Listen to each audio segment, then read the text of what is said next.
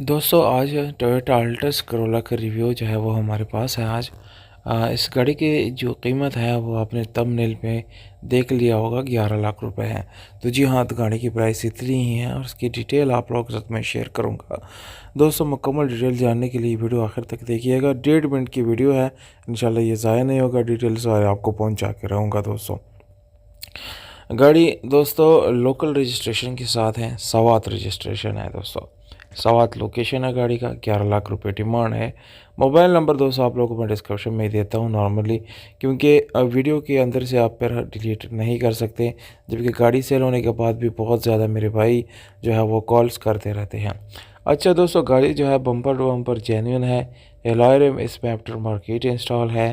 Tyre आपको अच्छी मिल जाती हैं। गाड़ी की ओवरऑल कंडीशन अच्छी है और नीट एंड क्लीन बहुत ज़्यादा है दोस्तों। ब्लू कलर है, इंतहाई खूबसूरत लुकिंग वाली गाड़ी है। जो लोग लेना चाहते हैं इस गाड़ी को या जिनको पसंद है और वो चाहते हैं कि हम इस गाड़ी को जो है ख़रीद ले, तो बिल्कुल दोस्तों आप इसको आसानी से ख़रीद भी सकते हैं।